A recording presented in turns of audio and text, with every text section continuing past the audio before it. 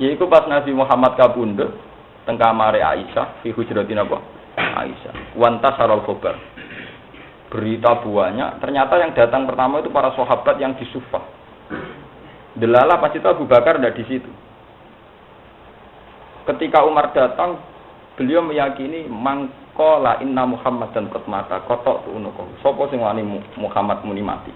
Tak ketok gulune. Innama huwa yunadi rabbah kama yunadi Musa napa? Saiki Kanjeng Nabi Muhammad lagi munajat mbek pangeran kaya zaman Nabi Musa munajat ning turi napa? Sina. Terus sesaat itu Abu Bakar teko. Abu Bakar rawuh badhe ngambung napa niku wajah Nabi. Ya Rasulullah tipta hayyan wa maita ya. Tipta napa? Hayyan. Betapa indahnya wajah engkau saat hidup maupun saat napa? Meninggal. Tipta hayyan wa maita.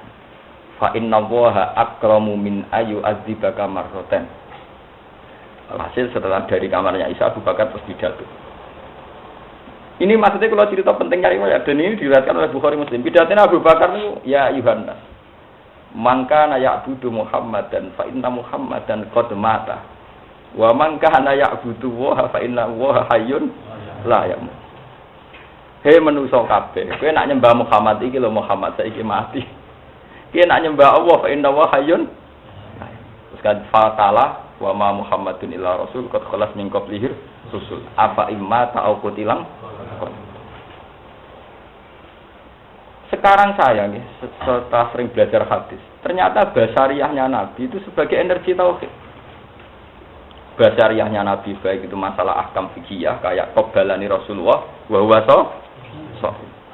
Masalah fitrah manusia kayak kebutuhan biologis Nabi juga menikah. Masalah keluarga Nabi ya sering dineng bojone. Paham nggih? Ya keliru-keliru carane mimpin nganti do tukaran. Tapi itu menjadi seni basariah yang justru menopang energi tauhid. Karena dengan Nabi ini secara basariah umumnya basariah, sehingga beliau tidak pernah berposisi kayak Isa yang terlalu sempurna. Akhirnya meleset, melesat, dianggap pengek. Ini rumah nonton nangis dan buatan salah paham ya. Hadis niki niku kula nerusaken riwayat wingi tentang napa? Syafaat ya. Tentang napa? Bismillahirrahmanirrahim. Ini rumah lagi benar-benar salah paham ya. Niki kula kawiti masalah ruwat ya. Ya masalah apa? Ruwatul hadis. Abu Bakar bin Abi Syaibah ya. Kula sinau hadis niki ini pas badhe mriki berarti malam Sabtu kalian malam Ahad. Abu Bakar bin Abi Syaibah kalian Muhammad bin Abdul bin Umar namanya top qatil ula ya. Orang yang persis di atas Imam Muslim ya. Orang yang persis di atas Imam Muslim. Jadi kasus jenengan misalnya ngriwatno teng kula. Terus setelah top qatil ula itu ada Muhammad bin Bishr, generasi kedua. Generasi ketiga ada Abu Hayyan, generasi keempat ada Abi Zur'ah, generasi kelima Abi sinten? Hurairah. Terus generasi keenam Rasulullah sallallahu alaihi wasallam. Jadi kitab yang diyakini umat Islam seluruh dunia yang sahih setelah Quran adalah Bukhari napa? Muslim. Dan rata-rata Bukhari Muslim sampai Nabi itu lewat orang 5. Lewat orang pinten? 5. Kan ke-6 sudah Rasulullah kan berarti lewat pinten? Teng mriki dalam kurung niku ngono nggih niki ilmu tenan iki nyafaati kita sampai kiamat nggih. Sing dalam kurung diterangaken wattafaqo fi siyaqil hadis illa ma yazidu ahaduhuma minal harfi ba'dal harfi. Dua guru saya ini sepakat dalam banyak hal, dalam banyak urutan hadis nih, metodologi dia atau formatnya hadis. Kecuali hanya 1-2 dalam satu huruf, betul sak kalimat, sak apa? Huruf. Jadi mungkin masalah syafaat kalau terangkan ya, singkat sepaket begini. Ini kalau terang masalah rawi. Kalau ini akhir-akhir ini sering diskusi kalian banyak pihak, gitu, termasuk sama seorang profesor sama kiai-kiai alim. Gitu. Orang-orang Islam sekarang itu mengalami keangkuhan yang luar biasa. Muga-muga ora mari laknat kita jelas mengalami keangkuhan yang luar biasa. Jadi muga-muga gak mari apa? Tapi ini serius, masalah serius. Sebetulnya kita mendapatkan tauhid yang kayak sekarang ini. Mendapatkan cara pandang tentang Muhammad secara benar, secara proporsional bahwa beliau hanya seorang nabi, manusia. tersentuh nikah, mengumpuli perempuan, juga dagang, juga makan, juga minum, juga mati. Itu barokahnya para rawi, para periwayat hadis yang jujur, yang objektif. Mereka tidak orang klenik, tidak orang dukun, tidak provokator, tidak orang yang penuh halusinasi. Paham ya? Dan sekarang kajian-kajian di barat itu mengarah ke sana. Betapa keunggulan Islam yang berupa Quran dan Bukhari Muslim ya. Itu karena orisinil, yaitu didapatkan dari rawi-rawi yang akurat dan jelas. Namanya disebut, periodenya apa? Disebut. Niki kula cerita rada sensitif. Maksudnya Gus Bas budi mengeten maksudnya. Ini akibatnya fatal. Itu beda dengan penulisan Injil. Orang yakin kalau Nabi Isa itu sekarang sudah 2006, 2010, 2009. Berarti sekarang dari miladiah niku men 2000 gitu. Sama tahu. Injil tertua itu di Inggris di mana-mana itu yang diyakini tertua itu masih tertanggal tahun 400. Berarti 400 tahun setelah Yesus Kristus, setelah Nabi Nabi. Sehingga tingkat orisinilnya itu diragukan. Apalagi Injil yang ada sudah bahasa Yunani, kemudian diterjemahkan ke seluruh bahasa dunia. Sementara yang diyakini orang Kristen, Injil harusnya berbahasa Ibrani. Karena Nabi Isa ya seputar Bethlehem, Sisilika, Basilika, kawasannya situ Bethesda, punya kawasan-kawasan Gunung Sion, situ kawasan-kawasan. Ya kawasan situ lah, yang jelas Ibrani, ya. Tidak, kenapa saat cerita keangkuhan? Sa'alim-alime kiai sekarang, umpama sing ngaji Umul Barohin, ngaji kitab tauhid, sak dokter-dokter orang sekarang, misalnya dokter ideologi Islam atau akidah Islam. Itu kita bisa berpikir tauhid secara cermat karena tidak pernah salah mendudukkan makhluk yang bernama Muhammad ini sebagai sentral Islam. Paham ya? Sebagai sentral apa? Islam. Kita tidak pernah salah paham tentang beliau, bahwa kita dari awal mengatakan beliau orang istimewa, seorang nabi. Ya makan, ya minum, ya nikah, ya kumpul perempuan dengan cara nikah. Sehingga saat kita meyakini Allah adalah zat yang tunggal yang harus disembah dan hanya Allah yang hanya disembah, itu tidak pernah ada kejanggalan karena dari awal Muhammad posisinya ada jadi rival. Lewat rawi-rawi yang orisinil. Coba bayangkan adegan kita ngalami kayak peristiwa Isa. Peristiwa apa? Ada Nasuriyah, Yakubiyah yang dalam bahasa Yunani jadi Yakobus Nasuriyah, terus ada macam-macam. Termasuk ada salah paham saat Judas memproklamikan diri sebagai pengganti Isa dan sebagainya. Nah sekarang ilmu riwayat itu sudah mati. Jarang orang alim sekarang yang sadar ilmu riwayat. Terus awang alim Indonesia sapa sing paham ilmu riwayat? Mau membaca hadis Bukhari Muslim, nak maca rawi ini malah cepet. Apa meneh banyak pondok salaf sing mari bodoh, ora seneng ngaji Bukhari Muslim, ngaji Mukhtasar langsung kala Rasulullah. Iku saya disi bodoh, paham. Bodoh tapi udah seneng, banyak zaman akhir wong bodoh, dadi disi bodoh ya sing seneng. Mergo wong bodoh mesti senenge wong napa? Padahal rawi ini penting untuk menjaga keorisinilan, original itu. Kenapa saya baca sampai setengah menangis? Karena itu tadi kita ini utang jasa sama rawi-rawi. Pondok Sarang termasuk pondok salaf terhebat termasuk di Jawa. Itu pertama yang punya tradisi ngapalkan hadis itu era saya. Dulu saya dualia itu. Pertama yang mentradisikan ngapalkan hadis itu era saya. Ya dan saya memang yang memulai. Karena saya punya hitung-hitungan itu tadi. Ini kalau ceritakan. Tapi nanti kalau orang-orang alim kayak saya itu mati, itu Islam akan dikuasai wong klenik. Dan itu bahaya. Karena yang paling mudah menguasai Islam itu wong klenik. Mergo jaduk, dahsyat, hebat, hibah. Sementara wong fikih drengki haram. Jadi gak menarik, wong fikih gak menarik. Wong klenik ora tau muni haram, wiridane muanti cos. Sawang iso maca Bujeromi, anak kon ngumpulno wong kok Ustaz Haryono mbuh menang ndi. Wong nek jaduk nambani jarak dekat, jarak jauh iso kabeh. Sementara wong fikih nek ana wong lara ora siap. Senengnya mungkin muni haram daripada nambani ada muni apa? Haram. Kadang malah nuduh mesti kafara itu sampe dhisik-dhisik melane lora lo. Sementara tabib ora usah monis, jumpa jam plus mari ora piye ora menarik. Nah, Artinya saat si tabib ini kemudian memfatwakan satu hukum, bagi orang awam tentu lebih menarik ini karena dianggap lebih punya otoritas mengklaim dekat Allah timbang sumuni haram halal ngobos terus. Lan kula nak sinau hadis rata-rata setengah 4 pagi. Yen kula nak tangi jam setengah 4. Wong kula ulama dadi yang ketangi yo terus niku nggih kopi. Ini jujur. Ora mboten nate adu jarang. Padha nggih kopi wudu terus sinau. Mangke nak ampun badhe subuh nembe salat 2 rakaat cepet. Kula istighfar rapati mandi. Tapi sinau kula mesti sinau mesti kula sinau biyen kula sinau Bukhari Muslim jam setengah 4. Ndak niku kula cerita. Andai kan dari awal itu riwayat kita tentang sosok yang bernama Muhammad itu salah, maka kita akan mengalami kayak tragedi Kristiani, di mana memposisikan Isa sampai kayak Tuhan atau anak Tuhan atau Roh Kudus atau apa saja, sehingga kita punya kemelesetan atau kefatalan tahu. Tapi gara-gara para rawi sing objektif, meskipun kita tidak siap kadang, tapi Nabi Muhammad itu selamat dari manusia.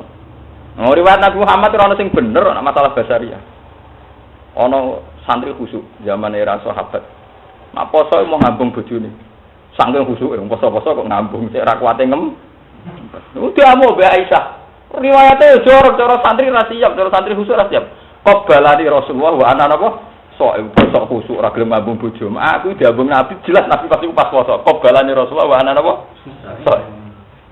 Cara santri suwi agak siap, ngomongin riwayat Nabi ini urusan abung-abungan. Kowe riwayat kiaimu abung-abungan ora pantes iku Nabi. Di riwayat qabalane Rasulullah wa ana wa napa?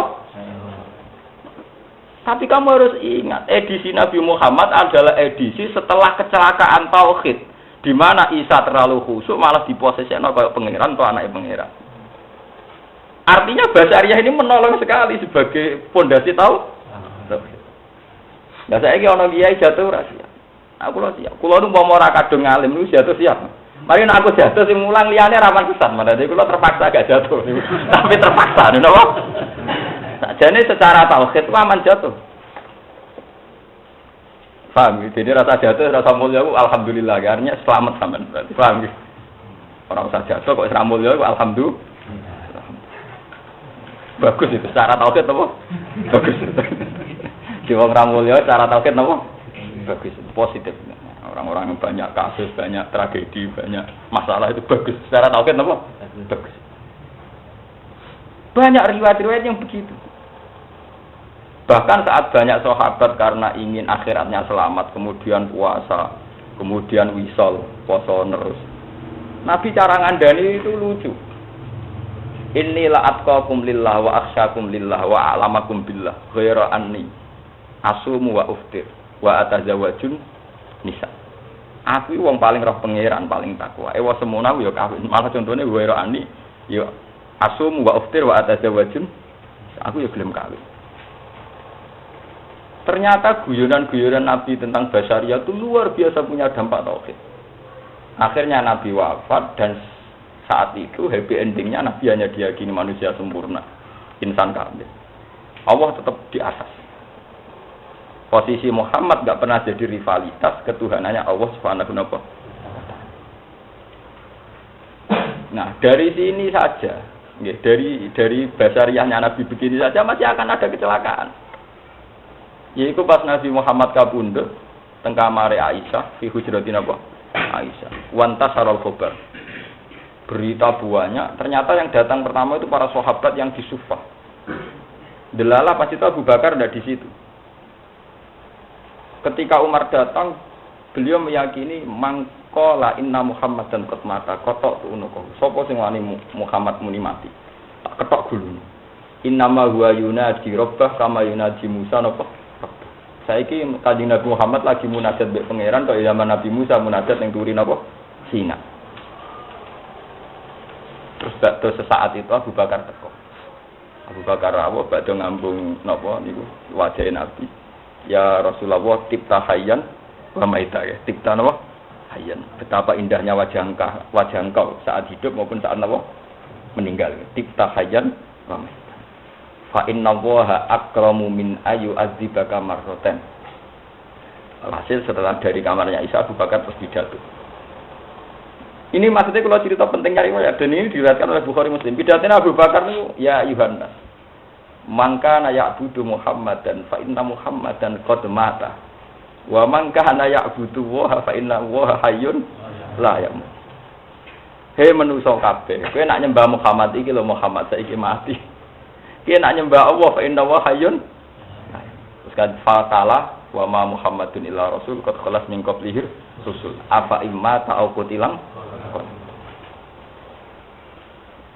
Sekarang saya nih, setelah sering belajar hadis, ternyata basariyahnya Nabi itu sebagai energi tauhid.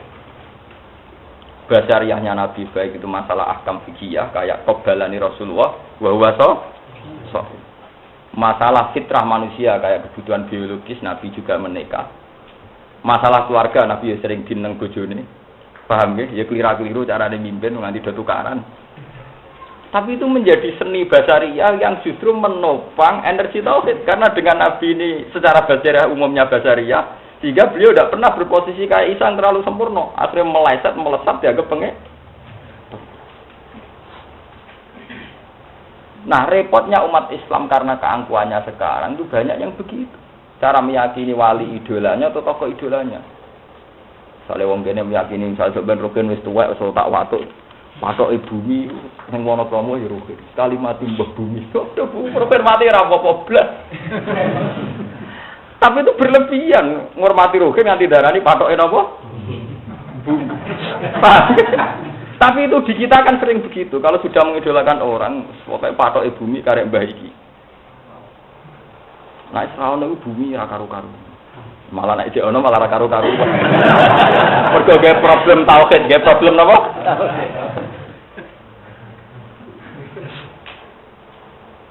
Nah, kenapa saya menerangkan dengan mukadimah niki? Niki kula istikharah. Kenapa saya menerangkan dengan mukadimah ini? Pada akhirnya kita tahu fi faslil qada. Bahwa teori saya ini benar dan saya sampai ketemu Allah nggih ngeten iki. Bahwa saya yakin benar sampai ketemu Allah nggih kula pendapat ngeten iki. Kenapa saya beri mukadimah demikian? Ketok nak teori kula benar sama dengan teorinya ulama-ulama yang jujur. Itu bahwa pada faslil qada nanti ternyata Adam itu tidak siapa-siapa. Nuh ya tidak siapa-siapa. Gampangane cara Jawa jepiping kabeh. Orang yang kita idolakan, kita sakralkan, jepiping kabeh. Ngadepi Allah jepiping kabeh. Wah, Adam yo grogi wis muni nafsi. Nafsi. Nuh yo grogi muni nafsi. Ini inna rabbi qad ghadibal yauma la yaghdab qabla wa la yaghdabal yauma ba'da. Allah sekarang murka dengan kemurkaan yang tidak pernah dia lakukan. Juga tidak akan murka kayak ini lagi. Nafsi, wah ora urusan. Itu nabi-nabi papan atas ulul asmi yang begini ini nak. Ya, ini yang diceritakan di hadis syafaat itu nabi papan atas semua. Apa mana nabi biasa kayak Idris, Zulkifl sing apalane angel malah hilang, tahu?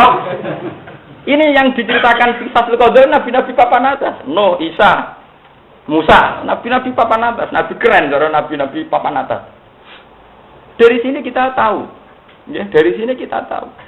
Betapa para nabi itu luar biasa cara memposisikan mereka sebagai basariyah. Sebagai apa? Basariyah.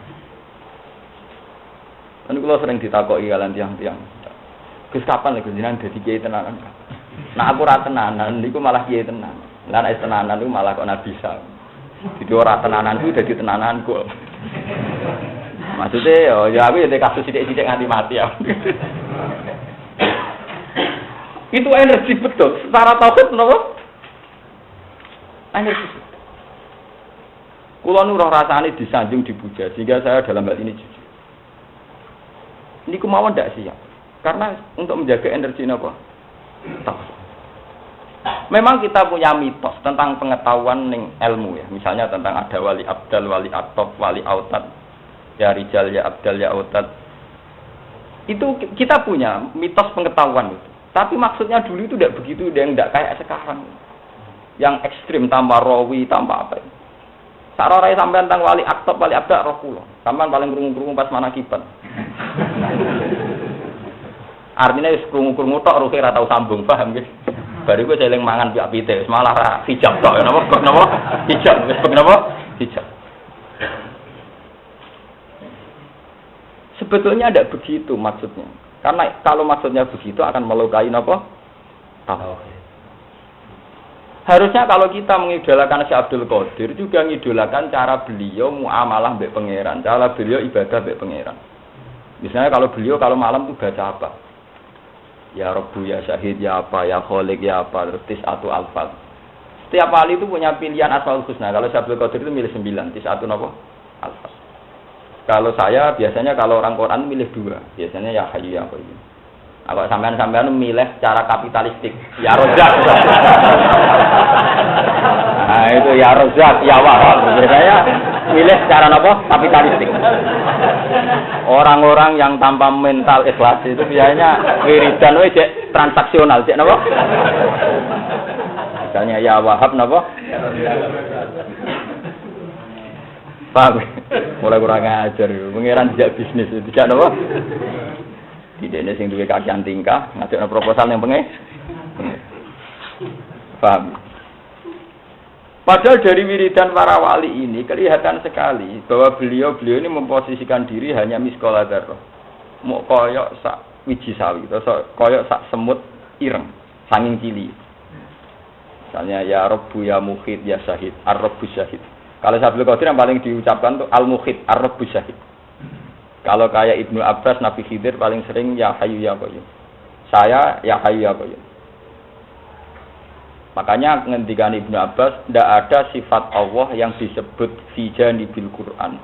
Ketika Allah mensifati sebagai anzalal kitab atau anzalal Quran, kecuali sifat ya Hayyu ya Qayyum. Misalnya Alif Lam Mim Allahu la ilaha illa huwal hayyul qayyum. Misalnya dalam Quran, nazzala alaikal kitab. Itu mesti sifatnya al-hayyul qayyum. Misalnya ya Allahu la ilaha illa huwal hayyul qayyum nazala alaikal kitab. Jadi itu Ibnu Abbas nganti niteni. Setiap Allah mensifati dirinya fi janibil kitab pasti pakai sifat ya hayyu. Tapi sing memahami ya hayyu qayyum wong sing wis usul tok, sing wis makome dhuwur. Paling gak sak kula niku rada paham. Nggih. Lho kadang Quran ning juz 19 surat Furqan nyifati Allah lucu, sederhana banget. Wa tawakkal alal hayyil ladzi la yamut. Wa tawakkal alal hayyil ladzi mbok tawakal zat sing urip sing ora mati wis kuwi nek urip uga. Tapi orang yang sudah usul, yang sudah tahu bahwa dunia ini mataul ghurur, ngerti nak dunia ora penting, sadar betul pentingnya sifat ya hayyu napa? Ya. Karena satu sifat di mana tidak ada transaksi sama sekali. Tidak ada kepentingan basyariah, tidak ada ma yata'allaqu bil khalqi wa bi hajatil insan wa bi hajatil khalqi. Satu sifat sing bener-bener jujur orisinil. Ya Allah zat sing hidup. Nyifati urip ku kowe untunge apa? Nak nyai Fatihah Rozak sing akeh rezekine farzukna. Apa muni ya Rahman irham. Apa meneh wiridane anu ya Latif ultuf bina. Itu semua komersial, paham ya? Ya Latifan bitidab ultuf bina. Semua transaksional. Napa? Transaksional. Satu kontrak dengan Allah. Nah jenengan ya Latif ya ultuf bina. Nah jenengan ya Rahman ya irham. Wow, ya Rahman Rahman ya khairar rahimin irham. Ya memang tidak apa-apa. Ini sifat-sifat awam. Artinya sifat-sifat sing orang awam itu senang. Ya khairar rahimin irhamna. Ya Latif ultuf. Dan itu memang baik dibangga juk klenik, juk danyang ya apik iku. Tapi ada unsur naifnya di mana nyifati Allah berdasar transaksi. Ada naifnya. Itu beda dengan kamu nyifati Allah yang tanpa ada unsur kapitalistiknya, enggak ada unsur materialistiknya. Misalnya nyifati Allah ya Hayyu ya Qayyum. Wa tawakkal 'alal hayyil ladzi la ya Allah zat sing urip sing boten mati. Dari gaya mensifati Allah ini kelihatan ya Allah zat sing urip sing ora mati. Orang itu kemudian sadar akan kerentaannya. Gusti kula mletene ngeten nggih sok ben mati tuwek rentan. Makhluk sak menten kabeh sing ngaji kula sak donya kabeh ora ono gunane kabeh. Sampeyan matek kabeh mudhar kabeh batang. Artinya apa? Dalam diri seorang wali ketika ngendikan ya Hayyu ya Qayyum itu penuh bimahamidah, penuh dengan puji. Hanya engkau yang hidup. Gusti kula dilengkas mati, makhluk kabeh mati. Sing kula jek istighosah masal niki nggih mati kabeh mawon. Bae nganggo sistem besar-besaran nggih mati kabeh. Tapi itu kada ana wong gamuk. Lah tapi nak mursid-mursid itu kata sing kenal kula, rata-rata mek kula hormati, nak kula sing ngomong ora tersinggung, malah kata sing kanca kula. Tapi jadi mursid-mursid rata-rata nak urusan tauhid ngaji mek kula. Tapi nak tak wari niku tetep ra siap, aja ngono Gus sing apik namun. Dene sing apik wis dicocoki wong akeh terus. Lah aku lama sing apik wis sing bener cara kula, kan repot. Kena dititeni, itu betapa hebatnya Quran. Sehingga ahlul Quran itu akan nyaman hanya dengan wiridan Ismul Azam yang disifatkan Allah fi janibil Quran. Kayak ya Hayyu, ya. Kayak tadi wa tawakkal 'alal hayyil ladzi la yamut. Kena dititeni. Umpama mlesete ya Hayyu ya Qayyum, pilihlah wiridan ya Dzal Jalali wal Ikram. Zat yang penuh keagungan. Ora meleset kabeh sing bolak-balik ya Wahhab ya